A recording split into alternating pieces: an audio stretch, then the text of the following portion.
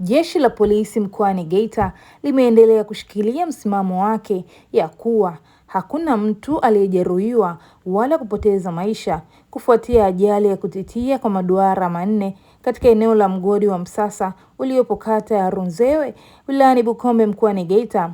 Aidha, kamanda wa mkoa wa Geita amethibitisha kuwa wakati anaongea katika mkutano wa hadhara ya kuwa alifanya mahojiano na baadhi ya wachimbaji katika eneo hilo na kuhoji kuwa kama kuna yeyote ambaye amepotelewa na ndugu au jamaa au rafiki basi jitokeze. Kwa mujibu wa taarifa iliyotolewa na jeshi la polisi, imesema kuwa hakuna mtu yeyote ambaye amekiri au kuthibitisha kuwa kuna ndugu yake ambaye amepotea au haonekani baada ya mkasa huo wa kutitia kwa maduara manne.